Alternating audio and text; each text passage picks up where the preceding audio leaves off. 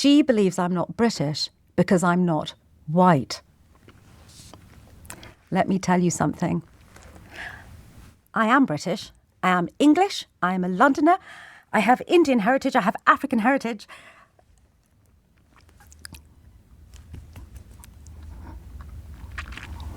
I'm of this country.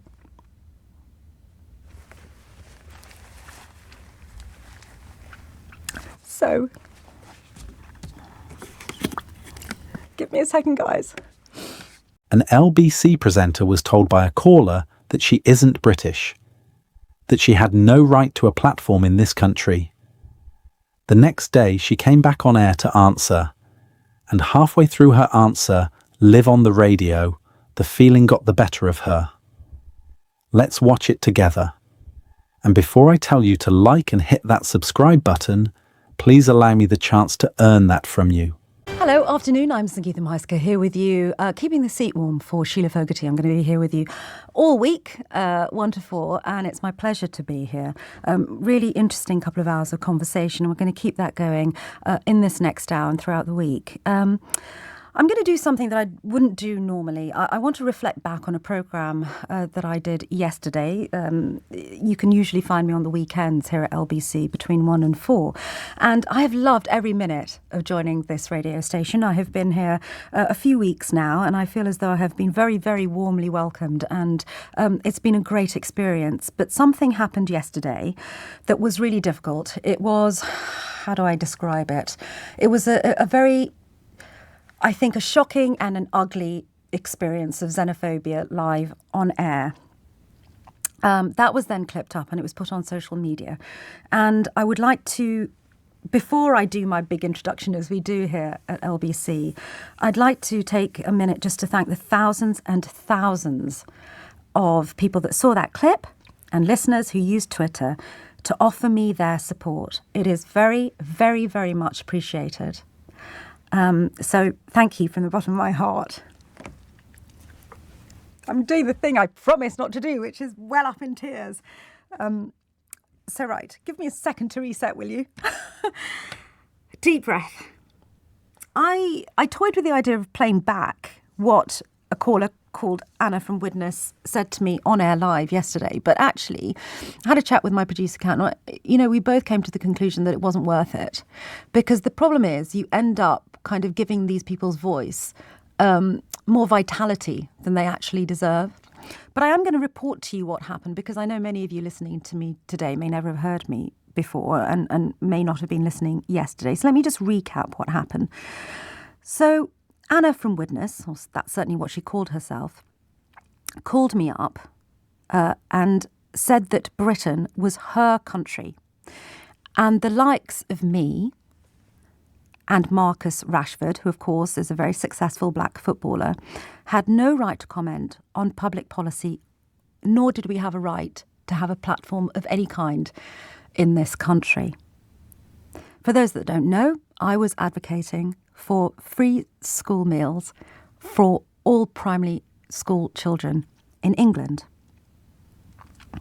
She said it was unnecessary and that I didn't have a right to comment on that. Anna from Widnes then went on to say that the fact that I was born in Tanzania, East Africa, meant that I should, in her words, shut up because I'm not British.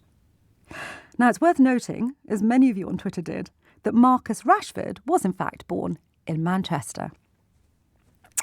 So let's try and dig into a little bit of what Anna really meant. I want to be really crystal clear with you all. When Anna told me that this is her country, not my country, what she meant was, Sangita, go back home. These are xenophobic and racist tropes. Anna in Widnes truly believes that because me and Marcus Rashford are not white, we are neither English nor are we British. You might like to know, she continued to text later after putting the phone down on me to ram home this point. Now, I've thought a lot about what she said and why she said it. And this is my conclusion.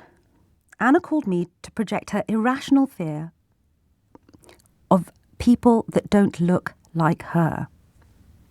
But why is she so full of fear? That's the question.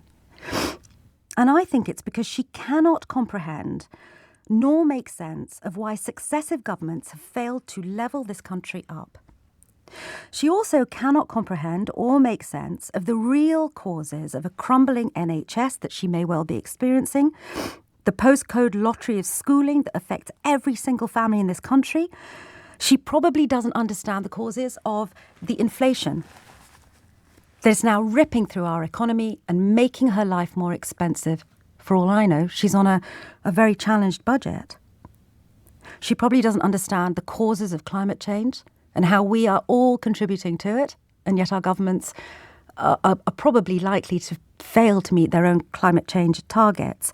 And she certainly doesn't understand necessarily what that means in terms of the impact on the way we live and the big changes we're going to have to make coming down the road. And I think Anna in Witness, and I'm sorry to use this phrase back at you, Anna, because I imagine you're listening, people like you, Anna, are struggling to understand the social rapid change that is happening in this country. And I absolutely understand that there are many people in Britain who are really, really struggling to understand why the country is changing so fast, what is happening to them. They feel buffeted in every way, shape and form by winds that they cannot control. But you know, Anna in Witness, we all feel that way. But simply looking at people or hearing from people that don't look like you and blaming them because of the colour of their skin is not the solution. It is simplistic and it is reductive. And it also stops us really looking for the innovative solutions that exist to solve all of these problems. A crumbling NHS, not enough funding to education, climate change, all the things that are making your life harder. So let's not turn on each other in this country. That is absolutely 1000% not the solution. Blaming people of colour for these things because you don't understand them, it's just a quick fix for you in your life right now, in your head, but it changes absolutely nothing. Anna in Witness, and I know that you're listening because you're probably sitting there listening to me right now. Let me just break down some of the claims that she made because I think it's worth exploring. And I am building up to a question that I'm about to ask all of you, and I would appreciate it if you picked up the phone and called me. Anna's central claim is this, that her definition of Britishness is absolute. She says, I should not have a national platform, but I do. She says I don't deserve that national platform because I'm not British. And let's face it, she believes I'm not British because I'm not white. Let me tell you something. I am British. I am English. I am a Londoner. I have Indian heritage. I have African heritage.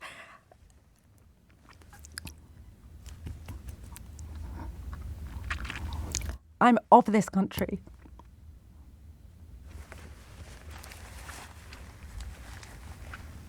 So, give me a second, guys.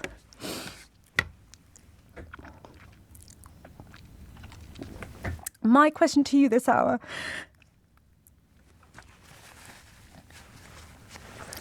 What does it mean to be British? What does it mean? 0345 6060 973. I got it out. I'm going to ask if we can just play a quick trail. Is that possible, Tom? Let me gather myself. Do you think we can do that? There's a thumbs up. Back in a second. Let me say the plain thing first.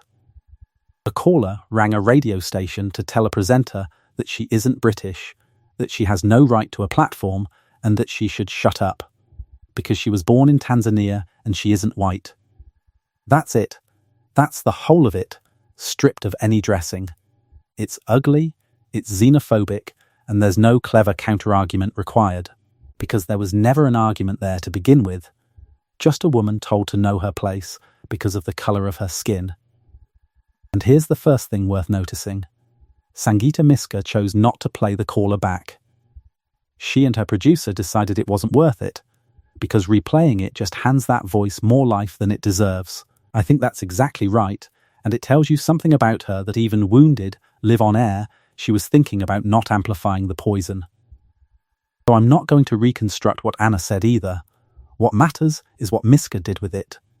Because what she did was refuse to simply be angry back. She could have. Nobody would have blamed her. Instead, she asked a better question. Not what did Anna say, but why did Anna say it?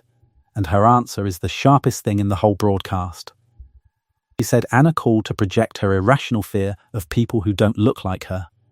And then she asked, why is she so full of fear? And this is where it turns from a race row into something bigger, something that's the beating heart of this channel. Myska's read is that Anna cannot make sense of why the country feels like it's falling apart. The crumbling N8s, the postcode lottery of schools, inflation eating her budget, change coming at a speed no one seems able to slow. These are real fears. Myska doesn't mock a single one of them. She says, out loud, we all feel that way. That's a remarkably generous thing to say about someone who just told you to go home. But here's the move, and it's the move this channel comes back to again and again. When you can't understand the real causes of your hard life, when the true culprits are complicated and distant and faceless, it is so much easier to blame the person in front of you that you can see, the person who looks different. Fear needs a target, and a human target is simpler than an economic one. Myska calls it a quick fix, simplistic and reductive. And she's right. It changes nothing. Your NH waiting list doesn't shorten because you told a radio presenter she isn't British. Your bills don't fall. Nothing improves. The anger gets pointed sideways and downward at your neighbour. Precisely so, it never gets pointed up at the people whose decisions actually shaped your life. That's the con, laid bare in real time. Keep people frightened of each other, and they'll never ask the harder question about who's actually responsible. Anna thinks her enemy is the woman on the radio. Her enemy is not the woman on the radio. And then, the part you saw. After all that composure, all that generosity toward a woman who'd shown her none, Myska simply states who she is. British, English, a Londoner, Indian heritage, African heritage, of this country. And the feeling catches up with her, and she has to stop and ask for a second. And that pause is worth more than any argument, because it's the sound of a person who shouldn't have had to prove any of it, proving it anyway, and being human about the cost. One factual note, because facts matter. The caller lumped Marcus Rashford into this. Rashford was born in Manchester. The whole premise didn't even survive contact with a map, so no sarcastic sign-off this time, because it wouldn't be right. Just this. If you found Sangita Myska's grace under that kind of ugliness worth watching, do give this a like so more people see her answer and fewer see the callers. Share it, subscribe if you'd like more, and if you're ever tempted to believe the person you can see is the reason your life is hard, ask yourself the question Myska asked. Not what are they, but why am I so afraid? The answer is almost never standing in front of you.